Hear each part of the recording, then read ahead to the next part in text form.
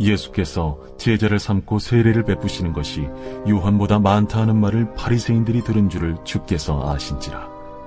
예수께서 친히 세례를 베푸신 것이 아니요 제자들이 베푼 것이라. 유대를 떠나사 다시 갈릴리로 가실새 사마리아를 통과하여야 하겠는지라. 사마리아에 있는 수가라는 동네에 이르시니 야곱이 그 아들 요셉에게 준 땅이 가깝고 거기 또 야곱의 우물이 있더라. 예수께서 길 가시다가 피곤하여 우물 곁에 그대로 앉으시니 때가 6시쯤 되었더라. 사마리아 여자 한 사람이 물을 기르러 왔으며 예수께서 물을 좀 달라. 이는 제자들이 먹을 것을 사러 그 동네에 들어갔음이로라.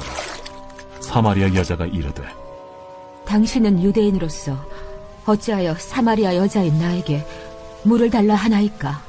이는 유대인이 사마리아인과 상종하지 아니함이로라. 네가 만일 하나님의 선물과 또 내게 물 좀 달라 하는 이가 누구인 줄 알았더라면 네가 그에게 구하였을 것이요 그가 생수를 내게 주었으리라. 주여, 물 기를 그릇도 없고 이 우물은 깊은데 어디서 당신이 그 생수를 얻겠사옵나이까? 우리 조상 야곱이 이 우물을 우리에게 주셨고 또 여기서 자기와 자기 아들들과 짐승이 다 마셨는데 당신이 야곱보다 더 크니이까?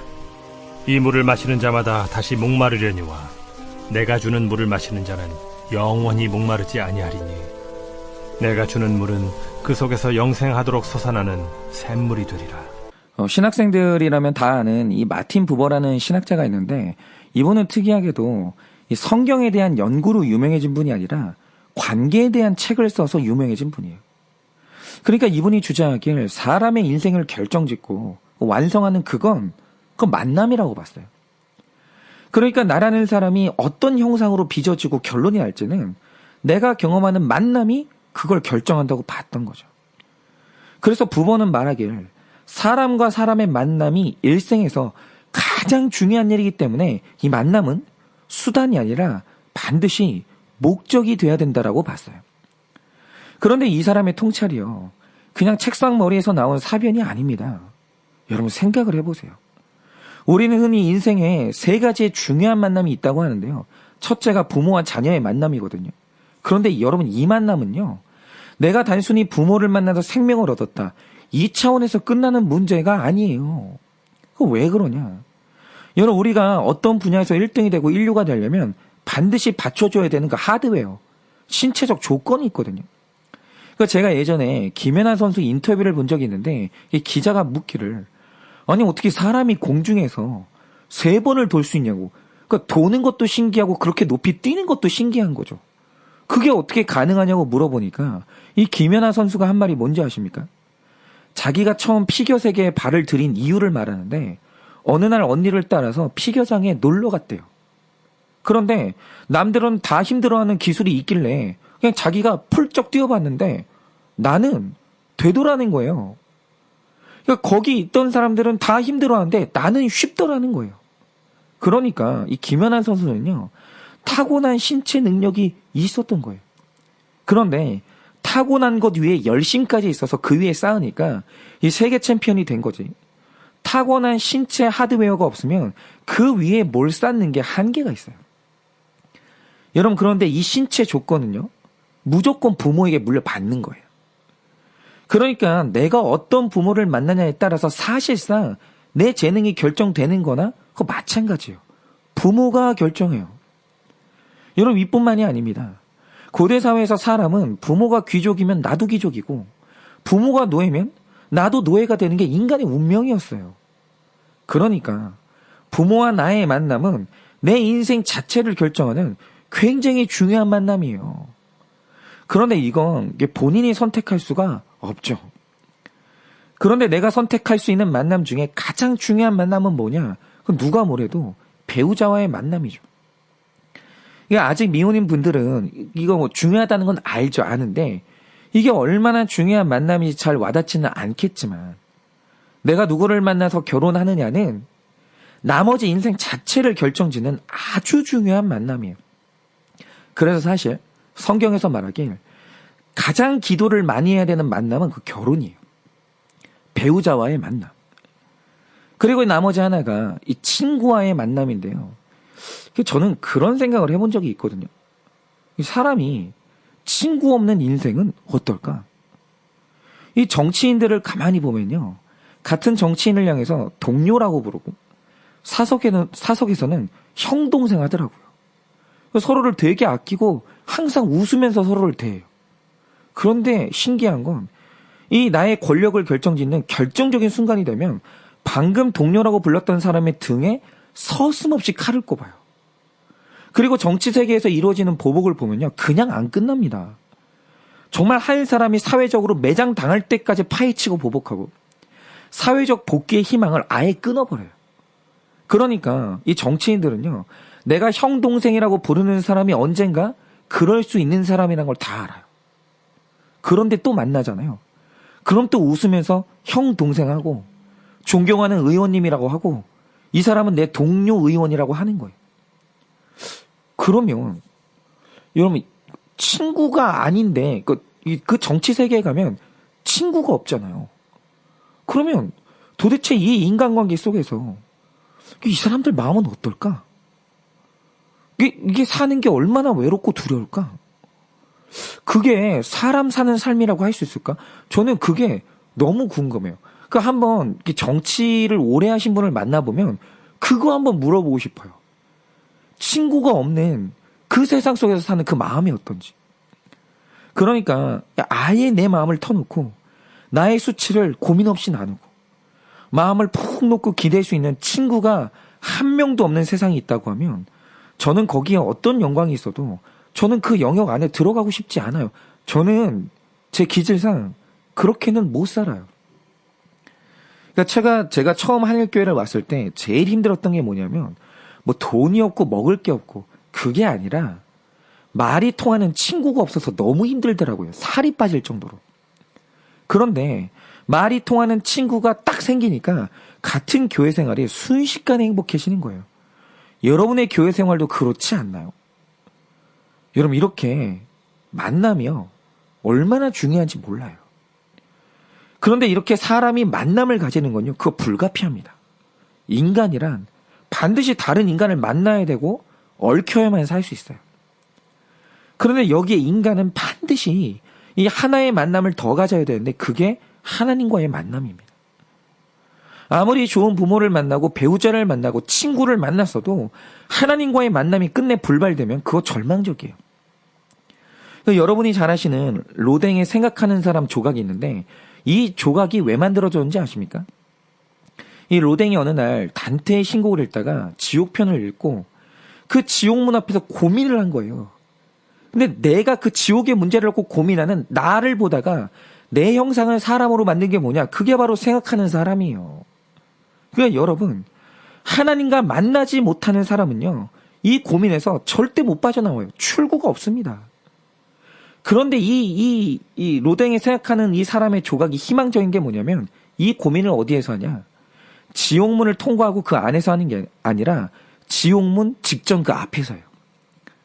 그러니까 내 영생의 문제를 놓고 하나님과 하는 고통의 씨름은 지옥문 앞에서 해야 의미가 있지.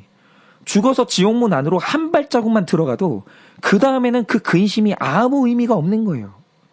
그래서 성경을 보면 생명에 이르게 하는 근심이 있다고 하는데 그건 내용만 의미하는 게 아니라 타이밍도 같이 의미하는 거예요. 바로 이 땅에서 살아있는 동안 어떻게 하면 하나님과 만날 수 있을까? 그리고 이 만남에서 내가 이루어야 되는 구원의 일이 뭘까를 고민할 때 그 고민이 복되다라는 거예요. 그래서 하나님이라는 분을 만나는데 기쁨 가운데 만나든 지옥 같은 고민 가운데 만나든 하나님을 만나는 것이 이 땅에서 복 중에 복이라는 거예요. 그런데 여러분이 오늘 말씀을 보시면 이 수가라는 동네에 이 복된 한 여인이 나와요. 그러나 이 여인이 어떤 여인이냐? 이 여인은 어떻게 해석을 해봐도 밑바닥 인생인 것이 너무 확실한 여자예요. 여러분 보세요. 이 보수적인 사회에서 이 여인의 남편이 5이에요. 그런데 이 5 남자가 다 이 여자 남편이 아니에요. 그런데 지금 같은 사회에서 이해 못할 일이 왜 이때 일어났을까라고 하면 당시에 남편을 잃은 과부가 생계를 잇는 거의 유일한 수단은 그 빌어먹거나 매춘밖에 없었어요. 그런데 가만히 이 여인의 이렇게 말하는 주제를 듣거나 이 사연을 들어보면 이 여인이 천박한 여인은 아니에요. 그러니까 처음부터 매춘으로 들어간 게 아니라 원래 남편이 죽어서 새로운 남편을 찾다가 이 여인의 딱한 처지를 성적으로 이용하는 남자들에 의해서 버림받는 일이 반복되다 보니까 아마 이 여인이 매춘으로 인생이 굳어진 것 같아요. 그러니까 이거 하나만 봐도 이 여인은 이 만남에 아픔이 있고 부모 복 없고 남편 복이 없는 가장 아픈 밑바닥 인생인 거죠. 그러니까 오늘 말씀도 한번 잘 보세요. 여러분 이 여자가 제6시 아무도 움직이는 사람이 없는 가장 뜨거운 시간에 물을 길러 우물가에 나왔다고 하는데 여러분 왜 6시라는 시간에 움직여서 여기로 왔겠어요? 여러분 여기는 보통 장소가 아니에요. 여기는 여자 혼자서 올 수가 없는 장소인 게 이 동네에서 무려 1.6km나 떨어진 곳을 가장 뜨거운 시간에 여자 혼자 온 거예요. 그러면 이럴 이유가 뭐가 있습니까? 여러분 이건 물 들어온 게 아니에요. 여러분 당시의 상황에 대한 이 글들을 읽어보면 이 우물이라는 것은 저녁 때가 되면 길 가던 목자나 행인들이 모여서 쉬는 곳이에요. 그러니까 일이 끝나는 시간에 남자들이 모이는 곳이 어디냐? 우물가예요. 그러니까 이 여인은 그 남자들을 접촉하기 위해서 물동이를 이고 그 뜨거운 시간에 이 먼 곳까지 온 거예요. 그러니까 이 여인의 물동이는요. 다른 사람에게 내 원래 의도를 숨기는 도구일 뿐이고 남자에게 다가가기 위한 구실이에요. 그러니까 왜 그런 거 있잖아요. 요즘 어떤 공원에 가면 이 바카스 아줌마라고 노인들에게 바카스를 나눠주는 여성분이 있대요. 그런데 그 바카스가 뭡니까? 여러분 그거는 남자를 만나기 위한 도구일 뿐이에요. 남자를 만나는 그 죄짓는 접촉점이에요. 그런데 이 여인에게 물동이가 이런 거였다는 거죠. 물동이를 이고 가는 척 하면서 이 여인은 매춘하러 가는 거예요. 그런데 여러분 생각해 보세요. 이런 생활을 하니까 이 여인의 영적인 생활이 어땠겠습니까? 여러분 불신자만 이런 영적 파탄에 빠지는 게 아니에요. 신자들도 얼마든지 이렇게 처참한 지경에 넘어질 수 있어요. 여러분 그런데 이 여인이요 영적인 세계를 아는 사람이에요. 그러니 모르면 그냥 뭐 양심에 화인 맞아서 뭐 기도를 할 수 있겠지만 어떻게 이 여인이 기도라는 걸 할 수 있겠어요. 몸이 이렇게 더럽혀졌는데. 그리고 오늘도 여전히 나는 또 매춘하러 나왔거든요. 그러니까 내 영적인 파탄을 알고 있으니까 그리고 그것을 끊지 못하니 차마 하나님의 이름을 한동안은 부를 수가 없었을 거예요. 그런데 오늘 말씀에서 가슴 벅찬 감격의 기록이 있는 겁니다. 여러분 택자가 하나님을 부르지도 못할 죄 가운데 지금 빠졌어요. 오늘도 그 죄를 지으려고 왔어요. 그러니까 이 택자가 하나님을 만나지 못할 상황이 되니까 예수님이 이 여인을 만나겠다고 우물가에 직접 찾아오신 거예요. 여러분 이것이 바로 하나님의 능동성이에요. 여러분 하나님의 구원은 내가 구원받을 자로 변하길 기다리는 수동적인 구원이 아니에요. 여러분 내가 변하지 않으면 그런 나를 먼저 적극적으로 찾아오시는 게 바로 우리 하나님의 역동적인 구원이에요. 여러분 오늘 이 만남을 보세요. 이 여인은 오늘 예수님 만나러 우물가에 온 게 아니에요. 이 여인은 반복되는 성적인 죄를 지으려고 오늘 여기 온 거예요. 죄 지으려고 온 겁니다. 그런데 이 죄의 현장인 우물에 예수님이 이 여인을 만나러 오신 거예요. 가장 더러운 자리에 예수님이 거기로 온 거예요. 그러니까 오늘 말씀을 보면 이 여인이 날마다 짓는 죄의 현장이 구원의 현장으로 순식간에 바뀌는 거예요. 이 여인이 우물가를 떠나야 예수님을 만나는 게 아니라 우물가를 계속 오면 그 우물가에 예수님이 오시는 거예요. 여러분 바로 이게 하나님과 우리의 만남이에요. 여러분 4절을 보면 요한이 이 만남에 있어서 굉장히 중요한 기록을 하는데요. 예수님이 사마리아를 통과하여야 하겠는지라 라는 기록을 하고 있어요. 그런데 이 기록이 단순히 행로를 적은 기록이라고 생각하지만 그렇지 않아요. 여러분 이 구절은 이 본문의 핵심 메시지를 이해하는데 매우 중요한 구절이에요. 여러분 지금 이때가 어떤 때냐? 잘 들어보세요. 예수님이 세례를 받고 사탄에게 시험을 받으신 후에 갈릴리로 가서 사역을 하시다가 유월절을 지키기 위해 예루살렘에 오셨어요. 그리고 그 유월절을 예루살렘에서 지키신 후에 절기가 끝나서 요단강으로 가서 제자들과 세례를 베푸시던 그때, 그리고 그 후에 갈릴리로 2차, 3차 사역을 하기 위해 돌아오는 장면을 그리고 있는 거예요. 그러니까 보세요. 북쪽을 향했을 때 요단강을 기준으로 왼편이 유대 땅인데 팔레스타인 지도를 쭉 펼쳐놓고 보시면 유대, 사마리아, 갈릴리, 나사렛, 가나 이 4개의 도시가 일직선상에 놓여 있는 것을 볼 수가 있어요. 그러니까 유대로부터 갈릴리까지 직선거리로 보면 걸어서 3일 만에 닿을 수 있는 거리였어요. 그런데 본문이 기록하는 것처럼 이 보수적인 일반 유대인들은 이 길을 갈 때 절대로 3일 만에 갈 수 있는 직선 코스로 이 길을 가지 않아요. 그러니까 유대 땅에서 나사렛으로 갈 때 사마리아 땅을 딱 만나잖아요. 그러면 요단강 동편으로 우회해서 갈릴리로 가곤 했습니다. 그러면 어떻게 되느냐? 3일 만에 갈 수 있는 길이 6일 걸리는 길이 돼요. 그런데 유대인들이 이렇게 했던 이유가 뭐냐면 유대인들이 사마리아 사람을 경멸했거든요. 그래서 그 당시에 유대인들끼리 할 수 있는 가장 심한 욕 중에 하나가 뭐냐? 이 사마리아 사람 같은 놈이라는 말이었어요. 그만큼 유대인들이 사마리아 사람을 경멸하고 더럽게 여겼어요. 그래서 그 땅을 밟지 않았어요. 직선 길이 있어도.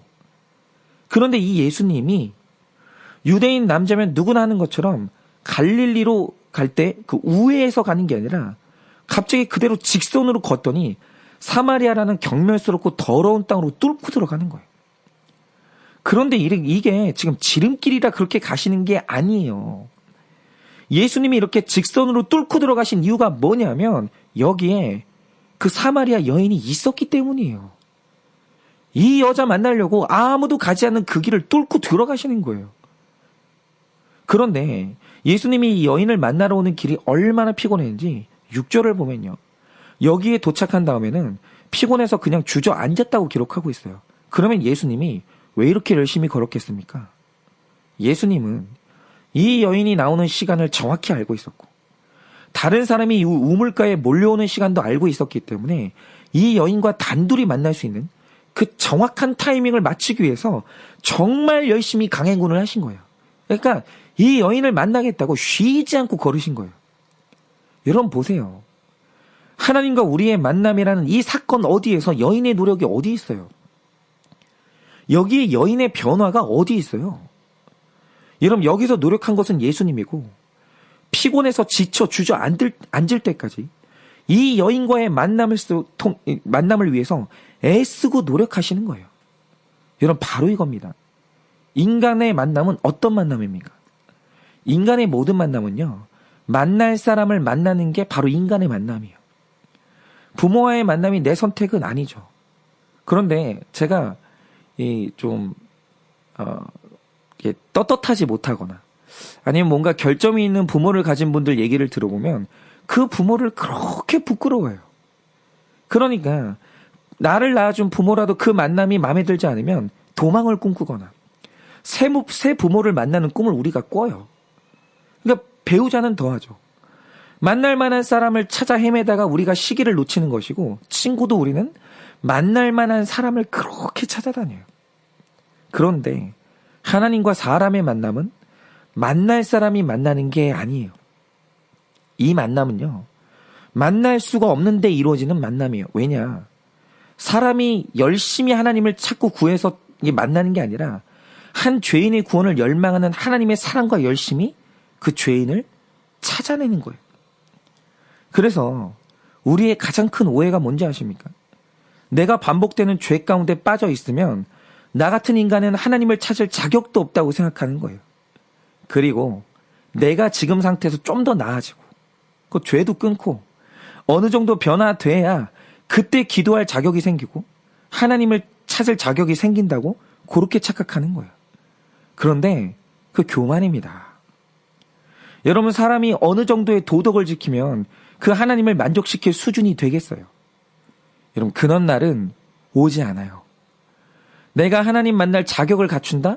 그런 일은 일어나지 않아요. 여러분 자격을 따지면 우리의 모든 일생이 하나님과 만날 자격이 없는 날이에요. 그러나 오늘 하나님께서 내 있는 모습 그대로 심지어 한창 죄 가운데 빠져 있을 그때에도 하나님이 만나기를 원하시기 때문에 내가 죄를 짓는 그 환경이 있어도 하나님을 불러야 돼요. 그거 하나님이 기뻐하십니다. 제가 그 공동체에 들어가서 저의 첫 목자님을 만났을 때 그분이 본인이 하나님을 만났던 순간을 이야기해 주신 적이 있는데요. 이분이 굉장히 심각한 알코올 중독이었어요. 그런데 내가 매일 술에 취해 있으니까 그 양심이 있어서 취한 채로는 그 아내가 교회 문 앞까지 끌고 와도 아내까지는 들여보내는데 술에 취한 나는 들어갈 수가 없더라는 거예요. 그러니까 자격이 없다라고 느끼는 거죠.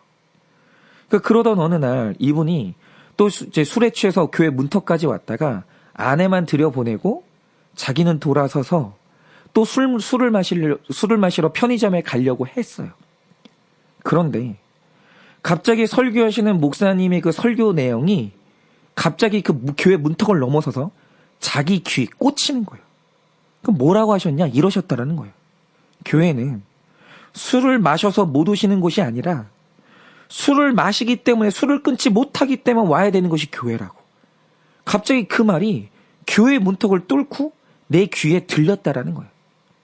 그런데 그 말이 천둥 소리처럼 들으면서 그날 술에 취한 내가 교회 문턱을 넘었다는 거예요. 그리고 나서 거기서 예배를 드리는데 그 말씀에서 하나님을 만나 눈물 콧물 다 쏟고 회개가 일어나고 그리고 그분이 나중에 목자가 돼서 제 인생의 첫 목자님이 되신 거예요. 여러분 바로 이겁니다. 우리는 죄 때문에 하나님을 못 만나는 게 아니라 죄 때문에 하나님을 찾고 만나야 되는 거예요. 죄 때문에 하나님을 찾으면 하나님이 만나주세요. 그러니 오늘 어떤 죄가 있든지 죄가 해결되면 찾는 게 아니라 죄를 해결하기 위해 주님을 찾으시기를 바랍니다. 여러분 오늘요 이 여인이 죄 짓기 위해서 우물가에 왔어요. 그리고 거기서 예수님을 만난 거예요. 여러분 해결되지 않는 죄가 있습니까? 해결되지 않는 죄 때문에 주님을 찾으셔야 되는 거예요. 그래서 그 만남이 해결되지 않는 죄 때문에 만나는 그 예수님과의 만남이 내 인생을 바꾸고 내 인생의 방향을 송두리째 바꿔놓는 놀라운 만남이 되어지기를 예수님의 이름으로 축원을 드립니다.